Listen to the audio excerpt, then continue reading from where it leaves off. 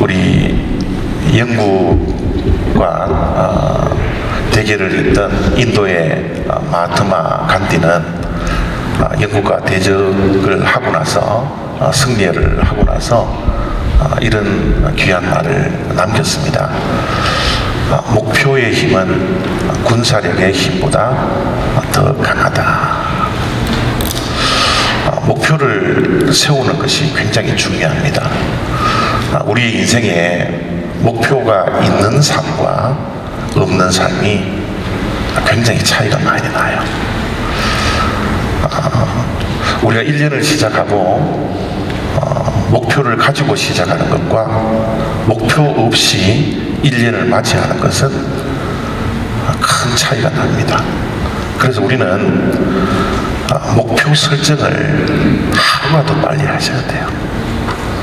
1년의 목표일 뿐만 아니라 우리의 인생의 목표도 그 목표 설정을 빨리 하면 빨리 할수록 좋습니다.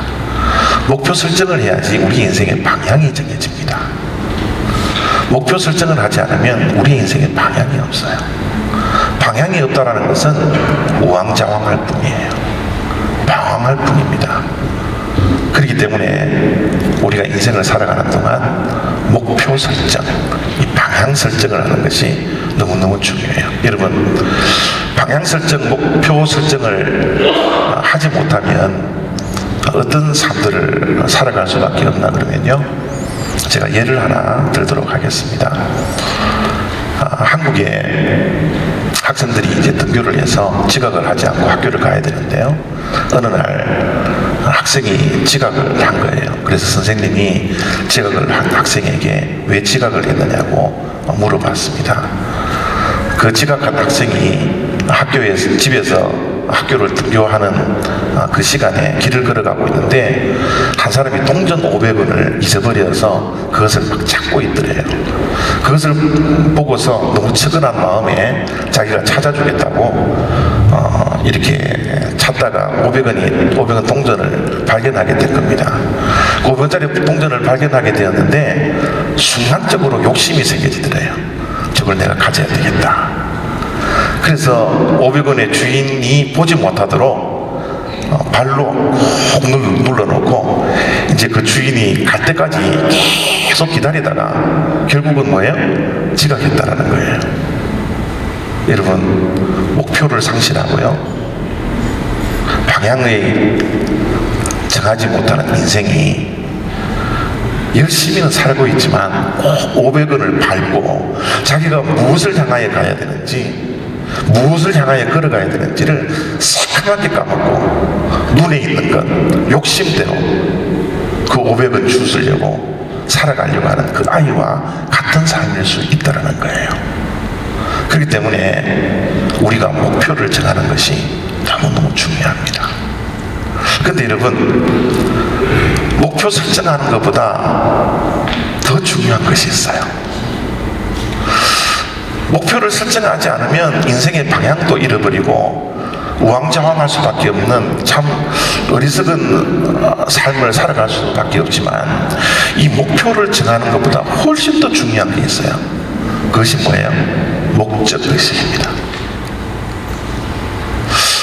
목표를 설정해 놓고 그것이 왜 목표를 달성해야 되는지 그 목적을 모른다면 아무리 목표를 달성하더라도 목적의식을 가지고 있지 않고 목표를 향하여서 걸어간다면 그것 또한 어리석은 삶일지도 몰라요. 여러분, 목적이라는 것은 목표를 왜 해야 되느냐, 목표를 설정하고 목표를 향하여서 달려가는데 왜 내가 이 목표를 달성해야 되는지, 그것이 목적입니다. 여러분, 내가 공부를 열심히 해서 좋은 대학에 가고 싶어요. 그것은 목표입니다. 왜 좋은 대학에 가야 돼요? 무엇을 위해서 좋은 대학에 가야 돼요? 내가 공부를 열심히 해서 대학을 졸업하고 좋은 직장을 얻고 싶어요. 직장을 얻는 목적이 뭐예요? 무엇을 위해서 좋은 직장을 얻어야 합니까? 의식은 있을 수 있지만 목적 의식이 없이 살아가는 자들이 얼마나 많은지 몰라요. 이 목적 의식을 잃어버릴 때가 우리가 얼마나 많은지 모릅니다. 우리 학생들이 공부를 해야 되는데 왜 공부를 해야 되는지 몰라요. 왜 좋은 대학에 가야 되는지를 몰라요. 왜 우리가 예배를 드리고 있는데 왜 예배를 드려야 되는지를 몰라요. 예배는 열심히 드리고 있습니다. 공부도 열심히 합니다. 누구를 위하여 그렇게 하는가요? 무엇을 위해서 그렇게 해야 되는가요? 이것이 목적의식이에요. 올해 우리는 교회 표어를 모든 영광을 주님께라는 표어를 정해놓았습니다. 이 표어는 어떻게 보면 목표가 아니라 목적이에요. 우리 믿는 자들의 목적입니다. 먹고 마시는 일도 목적을 향하여서 하나님의 영광을 위해서 우리가 하는 거예요. 내가 건강을 지키고 다이어트를 하고 술을 끊고 담배를 끊는 것도 뭐예요? 하나님의 영광을 위하여 목적을 향하여서 그런 일들을 하더라는 겁니다. 이 시대가 목표들은 잘 세우지만 목적을 잃어버리기 때문에 릭 워렌 목사님은 목적이 이끄는 삶이라는 책을 쓰셨어요. 이 책이 여러분 공전의 히트를 쳤습니다. 여기 앉아 계신 우리 성도님들 가운데 많은 분들이 저 책을 읽었으리라고 생각이 드는데요, 여러분 저 책이 세계적으로 수많은 사람들에게 읽혀져 있던 이유가 뭐예요? 이 시대가 목적을 잃었기 때문에 그래요. 목적을 잃은 세대에 우리가 살고 있고 목적을 상실한 세대에 살고 있기 때문에 저 책을 읽으면서 목적을 회복시키는 겁니다. 그게 도전이 되는 거예요. 그렇기 때문에 입소문이 나서 많은 사람들이 저 책을 통해서 목적을 회복시켜 나갔더라는 거예요. 하나님께서 이 땅에 우리를 태어나게 하시고 살게 하시고 또 우리를 구원받게 하시고 예배드리는 목적이 있더라는 거예요. 그 목적이 뭘까? 이 세상은 성공이라는 목표는 있지만 그 성공이 누구를 위하여 있는 것인지, 무엇을 위해 그 성공이 존재해야 되는지 조차 모르면서 살아가는 목적을 상실한 이 세대에 올 한 해 우리 교회의 표어 모든 영광을 주님께 돌려드린다는 이 표어가 진짜 우리가 걸어가야 할 방향이 되고 우리 인생의 목적이 되고 먹고 마시는 목적이 되고 인생의 발걸음마다 그 목적을 향하여 걸어가는 저와 여러분들이 되었으면 좋겠습니다. 근데 여러분, 이거 누구나 다 알고 있잖아요. 우리 믿는 자라면 주님의 영광을 위하여서 우리가 살아간다는 것 여러분 많은 사람들이 알고 있거든요. 근데 지난주를 우리의 삶을 한번 돌이켜보세요. 알고 있으면서 우리가 실패하잖아요. 알고 있으면서 지난 한 주를 돌이켜보면 내 인생의 발걸음이 하나님의 영광을 위해서 살아가는 것보다는 누구를 위해서 존재했어요? 나 자신을 위해서 존재하고 있잖아요. 이게 우리의 삶의 현실이지 않습니까? 우리가 2주 동안 계속해서 올 한 해의 교회 표어를 가지고서 모든 영광을 주님께 돌려드리는 이 표어를 가지고서 말씀도 듣고 은혜도 받고 도전도 되었지만 실제로 예배당을 떠나고 설교를 듣고 돌아가면 모든 인생의 발걸음이 주님의 영광을 위해서 살아가는 것이 아니라 내 영광을 위하여, 나를 위하여 이 인생의 발걸음이 존재하고 있다는 사실을 우리가 얼마든지 알아낼 수 있잖아요.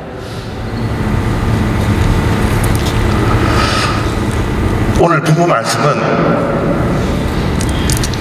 이렇게 실패하고 이렇게 무너져가고 있는, 알면서도 실행시키지 못하는 우리들을 향하여서, 과연 우리들이 목적을 향하여서, 목표를 향하여서 주님의 영광을 위해서 살아가는 인생이 되기 위해서는 우리가 무엇을 해야 될까? 오늘 본문 말씀은 우리가 해야 할 2가지를 말씀을 해주고 있습니다. 첫 번째는요, 베드로가 우리를 향하여서 뭐라 그래요? 기도하라는 거예요. 기도하라는 겁니다. 말씀을 읽습니다. 그러므로 너희는 정신을 차리고 근신하여 기도하라. 왜 기도해야 될까요? 기도하는 목적이 뭐예요? 기도하는 이유가 뭡니까? 우리가 부족하기 때문에 그래요. 우리가 연약하기 때문에 그렇습니다. 우리가 능력이 많은 것 같지만, 우리가 완전한 것 같지만 불완전한 존재이고요, 완전하지 못한 존재고요, 날마다 부족하고 하나님의 긍휼이 있고 하나님의 은혜가 없으면 한 시간도 하나님의 영광을 위하여 그 목적을 향하여 걸어갈 수 없는 생명들이기 때문에 우리는 하나님의 도움이 필요하기 때문에 우리가 기도해야 된다는 거예요.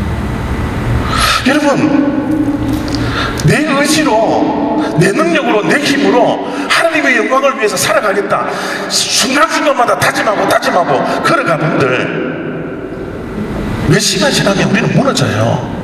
그게 우리의 실존입니다.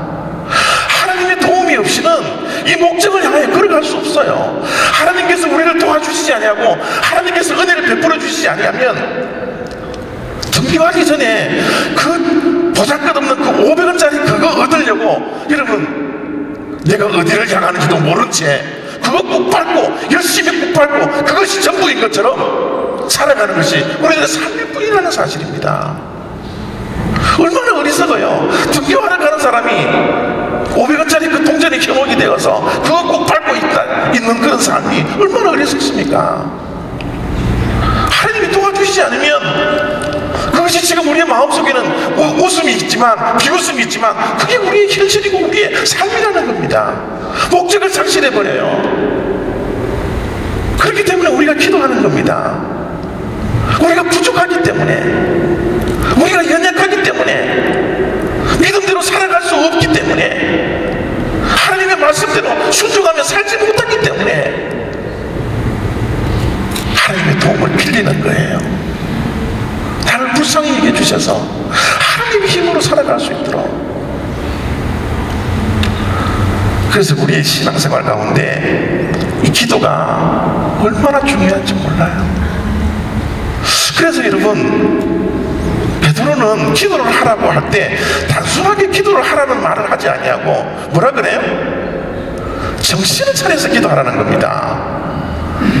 기도하기 위해서는 우리가 정신을 차려야 된다는, 여러분, 정신을 잃어버리고 정신을 차리지 못하면 우리가 기도할 수가 없어요. 이 세상은 우리를 정신 차리지 못하고 우리를 미혹시켜요. 무엇으로? 분주함으로. 얼마나 우리가 바쁜지 몰라요. 너무너무 바빠서 내가 반드시 해야 할 기도까지 하지 못하는 거예요. 너무 분주하기 때문에 기도할 시간들이 없대요. 이것이 세상이 우리에게 주는 미혹입니다. 사단 마귀가 주는 미혹이에요. 너무 분주하기 때문에, 너무 이 세상에 열심히 살다 보니까 기도할 시간이 없어서 내 자신을 볼 수 있는 시간이 없어요.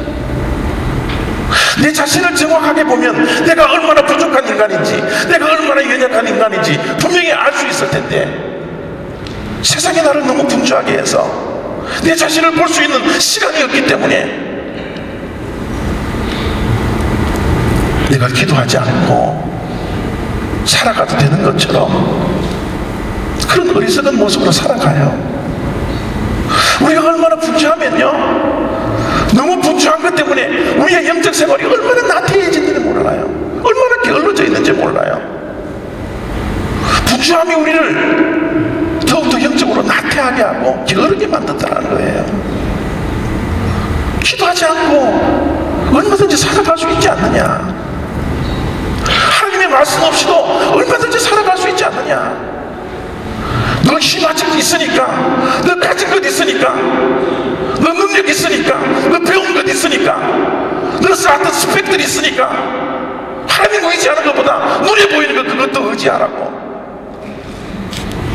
예배드리지 않고 말씀 보지 않고 기도하지 않고라도 얼마든지 살아갈 수 있다고. 사단 마귀들은 자꾸 여러분 우리의 영적 영적인 생활을 자꾸 나태하게 만드는 거예요. 우리는 여러분 정말 정신 차려야 됩니다. 정신을 번쩍 차려서 주님 앞에 기도하고 나의 부족함을 주님 앞에 날마다 간구고, 하나님 도와주세요. 나는 연약합니다. 나는 부족합니다. 내 힘으로는 감당할 수 없습니다. 그렇게 기도를 해도 이 살기가 어려운 판에 우린 정말 정신 차려서 기도를 해야 된다라고 베드로는 우리들에게 오늘 이렇게 권면하고 있는 거예요. 또 한 가지 더 기도하는데 정신을 차릴 뿐만 아니라 뭐 하라고요? 근신하여 기도하래요. 여러분, 근신이라는 단어는 우리가 잘 안 쓰는 단어인데, 이 근신이라는 단어를 영어 번역해 보면 self control이라는 단어를 썼어요. 절제라는 겁니다. 여러분, 기도하기 위해서는 내가 절제해야 돼요. 여러분, 우리가 하고 싶은 거 다 하고 언제 기도해요? 우리가 보고 싶은 거 다 보고 어떻게 기도해요? 우리가 하고 싶은 것 다 하고는 기도할 시간이 없습니다. 우리 마음대로 하고는 기도할 시간이 없어요. 하나님을 만날 시간이 없습니다. 나를 볼 시간조차도 없어요. 그래서 베드로는 기도할 때 근신하라는 거예요. 근신하여 기도하라는 거예요. 여러분, 역으로 여러분 말씀드릴게요. 죄송한 이야기지만 기도하지 못하는 자는, 기도하지 않는 자는 여전히 정신을 못 차리고, 기도하지 못하는 자는 여전히 자기 자신의 시간을 절제하지 못하는 사람들이에요. 우리가 근신하고 우리가 정신을 차려서 기도해야 할 때입니다. 기도해야 살아요. 여러분, 기도의 끈을 생명줄이라고 믿고 붙드십시오. 단 한마디라도 하나님께 절규하며 간절함으로 기도하십시오. 하나님, 나를 도와달라고. 내 능력으로는 내 목적을 향하여 걸어갈 수 없다고. 하나님 도와달라고. 내가 은혜가 필요하다고. 나에게는 하나님의 긍휼이 필요하다고. 외마디 한마디라도 하나님 앞에 나와서 절규하는 그 기도를 할 때 우리가 목적을 향하여 달려갈 수 있는 그런 능력이 생겨지더라는 거예요. 근데 여러분, 기도하는 것, 정신을 차리고 근신하여 기도하는 것은 우리의 삶의 목표입니까? 목적입니까? 기도하는 삶이 우리 신앙생활의 목적이에요? 목표예요? 목표입니다. 기도하는 것도 여러분, 우리가 무엇을 위하여라는 이 목적을 알고 목적의식을 가지고서 기도를 해야 된다는 거예요. 8절 말씀에 사도 베드로는 우리들에게 이런 말씀을 주십니다. 무엇보다도, 기도하는 것보다도, 다른 무엇보다도 뜨겁게 서로 사랑하지니 사랑은 허다한 죄를 덮느니라. 여러분, 기도는 하나님과의 관계고요, 서로 사랑하라는 것은 우리 이웃과의 관계입니다. 여러분, 우리 믿는 자들은 하나님과의 관계가 너무너무 중요해요. 그런데 믿는 자들이 착각하지 않아야 되는 것은 하나님과의 관계가 좋으면 좋을수록 우리의 이웃과의 관계가 더 좋아져야 됩니다. 하나님을 사랑하는 자들은 이웃을 사랑할 줄 아는 사람이 되어야 돼요. 내가 여러분 예배를 잘 드리고도 이웃과의 관계에서 실패하면, 사람의 관계에서 실패하면 그것은 온전히 믿는 게 아니에요. 우리 한국교회의 실패가 여기에 있지 않습니까? 우리가 얼마나 예배를 잘 드립니까? 얼마나 예배를 많이 드립니까? 얼마나 매일매일 모여서 새벽 기도를 합니까? 근데 우리 이웃 사랑은 우리가 예배 드리는 그 열정보다 훨씬 더 못하잖아요. 세상 사람들로부터, 믿지 않는 사람들로부터 기독교가 개독교라고 부르는 그런 수치스러운 모습으로 우리가 살아가고 있잖아요. 왜 그렇습니까? 수직 관계는 좋은데 착각하고 있는 거예요. 좋은 줄로. 수평관계가 엉망인데, 이웃을 사랑하지 못하는데.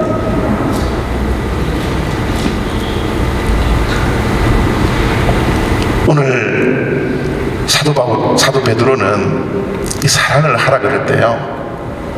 그냥 사랑을 하라는 게 아니고 어떻게 사랑하라고요? 뜨겁게 사랑하라는 거예요. 뜨겁게요. 여러분, 여기 나와 있는 이 뜨겁게라는 단어는 뭐 불을 데워서 뜨거워지는 그런 뜨거움이 아니라요, 100m를 달리면 모든 선수들이 달려서 그 골인 지점에 통과를 하잖아요. 그 골인 지점을 통과할 때 단 몇 초라도 줄이기 위해서 막 얼굴 이렇게 내미는 거 보셨죠? 단 몇 초를 줄이려고요. 얼굴을 막 들이미는 그 모습이 뜨겁게라는 단어입니다. 뭐예요? 끝까지 최선을 다하라는 거예요. 우리의 사랑은 끝까지 꼬린 지점에 도달할 때까지 끝까지 최선을 다해서 달려가는 사랑, 이것이 우리 그리스도인들이 하는 뜨겁게 하는 사랑이라는 거예요. 여러분, 사랑이라는 것은요,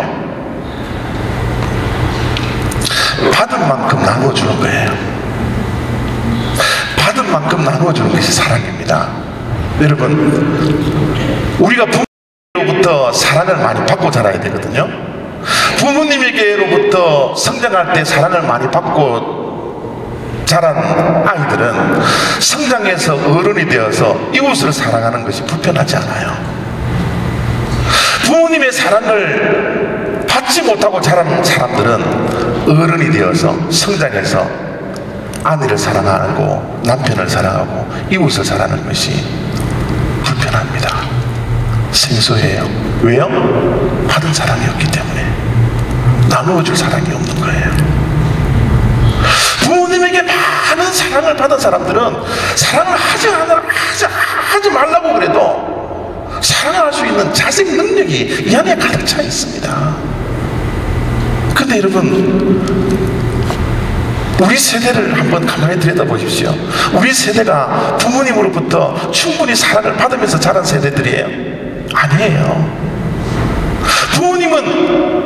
부모님의 세대들은 생존 경쟁, 살아남아야 되는 이 생존 경쟁이 있었기 때문에 자녀들을 사랑하는 것보다는 먼저 가족을 지키고 가족을 책임지는 것이 더 우선이었습니다.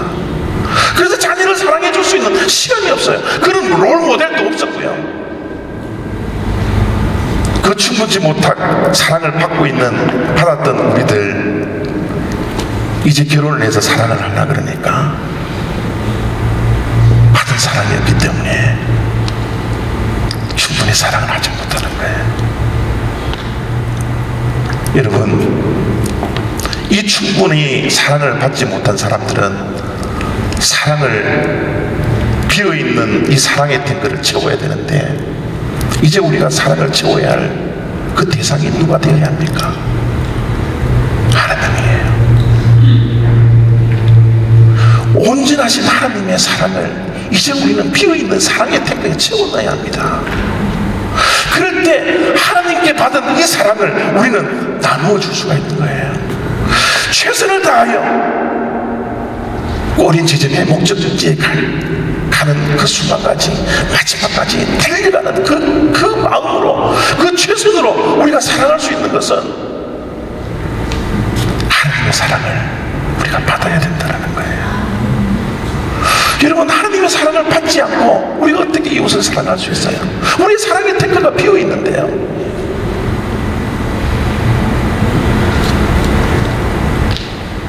하나님의 사랑을 받으려면 주님 앞에 나오셔야 됩니다. 기도의 자리에 나오셔야 돼요. 다른 방법 없어요. 하나님의 그 크신 사랑, 그 완전하신 사랑, 우리의 비어있는 이 사랑을 채워줄 수 있는 부족함이 없는 그 사랑, 그 사랑은 주님 앞에 나와 기도하며 교제하며 사랑하는 그 관계로 우리가 발전을 시켜 나가야 된다는 거예요. 여러분, 이 사랑을 하나님께로부터 받을 때 우리는 온전한 사랑을 하기 시작하는데, 그 사랑은 무슨 사랑인가 하면 덮어주는 사랑입니다. 하나님의 사랑은 덮어주는 사랑이에요. 십자가의 사랑은 우리의 죄가 있음에도 불구하고 우리의 죄를 덮어주신 하나님의 사랑입니다. 이 사랑을 경험할 때, 하나님의 십자가의 그 사랑을 경험할 때, 우리는 이웃의 잘못과 죄도 덮어줄 수 있는 사랑을 할 수 있는 능력이 생겨진다는 겁니다.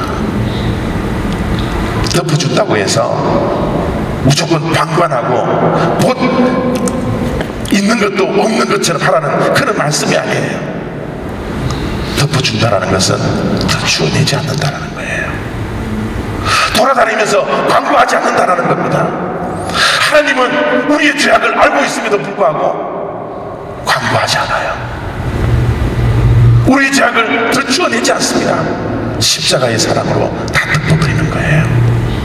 그 사랑을 우리가 받은 겁니다. 그 귀한 사랑을 받은 우리들, 이제 우리 이웃에게도, 우리의 이웃에 허물이 있다 할지라도 덮어줄 수 있고, 죄악이 드러나다 하더라도 덮어줄 수 있고, 광고하지 않는 그런 사람들이 우리에게 있어야 합니다. 여러분, 하나님의 이 사랑을 받으면 우리의 눈에 사랑이라는 렌즈가 끼어지는데, 이 사랑은 망원경과 같은 렌즈예요. 하나님의 이 사랑이 망원경에 렌즈가 끼어지지 않는 사람들은, 여러분, 그들의 눈에 현미경의 시각이 개발되기 시작합니다. 여러분, 제 얼굴에 아주 보기 싫은 점이 하나 있다고 쳐요. 이 점을 여러분들이 망원경을 가고 딱 대놓고 보십시오. 보여요? 있지만 안 보이는 겁니다. 그게 하나님의 사랑이에요. 우리의 눈에 현미경이 있으면요, 내 안에 있는 아주 작은 점이라 할지라도, 보이지 않는 점이라 할지라도 현미경으로 바라보기 시작하면 다 드러나서 얼마나 여러분 더럽고 얼마나 추한지 몰라요. 우리의 눈은 현미경의 사랑이 아니라 망원경의 사랑의 렌즈를 끼고 사람들을 보아야 된다는 거예요. 이게 하나님의 사랑입니다. 이게 하나님의 시각이에요. 이 하나님의 시각을 덧입기 위해서는 우리가 날마다 하나님으로부터 그 사랑을 받을 수 있어야 합니다. 그 사랑을 받을 때지만이 내 이웃을 최선을 다해서 사랑을 해줄 수가 있다는 겁니다. 여러분, 사랑은 일방적인 사랑이 되어서는 안 돼요. 사랑은 서로 사랑해야 되는 겁니다. 예수님께서 이 땅에 오셔서 제자들에게 말씀해 주십니다. 요한복음 13장에 의하면 내가 새 계명을 주노니 서로 사랑하라고요. 내가 새 계명을 주노니 서로 사랑하라는 겁니다. 너희가 서로 사랑할 때 그것을 보는 모든 이들이 너희들이 예수의 제자가 됨을 알게 될 것이라. 서로 사랑해야 합니다. 여러분, 받는 사랑은 완성되지 않는 미완성 작품이에요. 교회 와서 신앙생활이 어릴 때는 교회에서 주는 것만 받지만, 이제 우리가 받은 사랑을 나눌 수 있는 성인의 역할을 감당해야 합니다. 신앙생활의 연수가 높아지면 높아질수록 이제 교회 와서는 사랑을 베풀어야 돼요. 받은 사랑을 베풀어야 합니다. 우리 올리브 교회도 이제 20살이 되었어요. 성인입니다. 이제는 우리가 이 지역을 위해서 사랑을 베풀 수 있는 교회가 되어야 합니다. 우리가 빚진 이 미국 땅을 향하여서 우리가 이제 여러분 베풀 수 있는 그런 자리에 우리가 있어야 합니다. 빚을 갚을 수 있는 사람들이 되어야 돼요. 그것이 진짜 사랑입니다. 그것이 뜨겁게 하는 사랑이에요. 서로 사랑하라는 겁니다. 받는 것만 원하지 말고 주는 것까지 감당하라는 거예요. 여러분, 이런 뜨거운 사랑을 하기 위해서는 우리가 변화되어야 할 것이 두 가지가 있어요. 여러분, 우리가 정말 하나님께서 원하시는 그 사랑, 하나님께서 받은 그 사랑을 가감없이 이웃에게도 줄 수 있는, 나누어 줄 수 있는 이 사랑을 하기 위해서는 베드로가 11절 말씀 속에 이런 말씀을 하고 있습니다. 만일 누가 말하려면 하나님의 말씀을 하는 것 같이 하고. 여러분, 저는 개인적으로 우리 믿는 자들이 가장 먼저 예수 그리스도를 영접하고 주인으로 모시면 가장 먼저 변화되는 것이 언어의 변화라고 봐요. 우리가 예수님을 믿고 우리의 언어가 변화되지 않으면 그거 아직 덜 믿은 겁니다.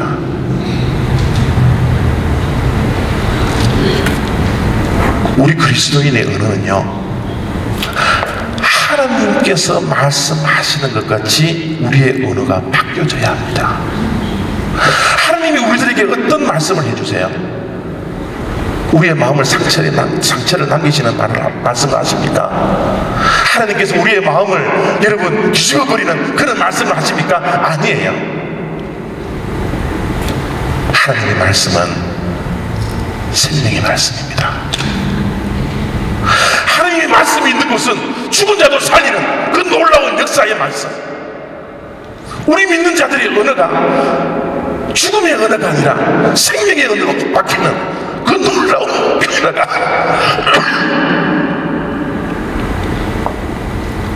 있어야 된다는 사실입니다. 우리 언어를 점검하세요. 정말 우리가 하나님의 사랑을 받고 사랑을 나누어 줄 수 있다면 우리의 언어까지도 생명의 언어로 바뀌는 그 놀라운 역사가 우리의 삶 가운데 계속 있어지기를 원하는 겁니다. 여러분, 우리가 말하는 것, 우리의 언어는요, 우리의 말은요, 사람을 죽이기도 하고 살리기도 하거든요. 우리 언어가 얼마나 중요한지 몰라요. 이 언어가 여러분 생명의 언어가 되고 소망의 언어가 되고 기쁨의 언어가 되기 위해서는 이 언어가 어디에 담겨 있는지 우리가 알아야 됩니다. 이 생명의 언어는 하나님의 말씀 안에 다 담겨져 있어요. 하나님의 말씀을 읽기 시작하면 우리 언어가 바뀌어야 합니다. 죽음의 언어로부터 생명의 언어로 바뀌는 귀한 역사가 저와 여러분의 인생 가운데 계속 있어지기를 원합니다. 여러분, 언어가 바뀔 뿐만 아니라 우리의 삶, 우리의 행동이 바뀌어야 돼요. 우리의 행동이 바뀌는 것을 베드로는 이렇게 말씀합니다. 만일 누가 말하려면 하나님의 말씀을 하는 것 같이 하고, 누가 봉사하려면 하나님이 공급하시는 힘으로 하는 것 같이 하라. 우리가 행동을 하는데 내 힘으로 하는 것이 아니라 하나님께서 공급하시는 힘으로 하래요. 여러분, 하나님께서 공급하시는 게 뭡니까? 여러분, 하나님께서 공급하시는 것은 아무런 대가가 없어요. 하나님은 우리를 사랑해 주시는데 아무 대가 없이 합니다. 하나님은 우리들에게 은혜를 베풀어 주시고 긍휼을 더해 주시고 우리를 날마다 도와주시는데 아무런 대가 없이 하는 거예요. 하나님이 공급하시는 능력, 그 힘으로 하는 것은 우리가 사람들에 대해서 행동할 때 아무런 대가 없이 하는 거예요. 그것이 뭐라고요? 봉사라는 겁니다. 봉사는, 여러분, 우리 기독교인의 사랑은 봉사입니다. 여러분, 이 미국 땅이 아직까지 1등 국가가 되어 있고 아직까지 무너지지 않는, 여러분, 그 힘이 어디에서 나와요? 제가 여러분 누차 말씀드렸지만 미국의 힘은 자원봉사자들의 힘입니다. 이게 기독교 문화이기 때문에 그래요. 자원봉사자들의 힘이 미국을 지탱하고 있는 겁니다. 자원봉사자들이 무슨 대가를 바라면서 합니까? 아닙니다. 기쁜 마음으로, 감사하는 마음으로 자기가 받았던 은혜들을 사회를 향해서 베풀어 주는 거예요. 이게 사랑입니다. 이게 봉사입니다. 이게 하나님의 공급하시는 힘이에요. 우리 올리브 장로교회 성도 여러분들이 사람들을 대할 때 봉사하는 마음으로 하십시오. 아무 대가 없이 하십시오. 아내를 사랑할 때, 남편을 사랑할 때, 이웃을 사랑할 때 아무 대가 없이 하십시오. 대가를 바라고 하면요, 우리의 마음속에 섭섭함이 찾아와요. 내가 이 정도 했는데 너는 이 정도를 해야 되지 않느냐? 하지 않으면 섭섭함이 찾아와요. 그것은 하나님께서 주시는 공급하는 힘이 아닙니다. 남을 도와줄 때도 아무 택도 없이 하십시오. 어떤 사람을 라이드를 할 때도 아무 택도 없이 하십시오. 남을 도와줄 때도, 손님을 대접할 때도 아무 택도 없이 하십시오. 봉사하십시오. 그것이 뜨겁게 사랑하는 거예요. 여러분, 사랑하는 것은 목표일까요? 목적일까요?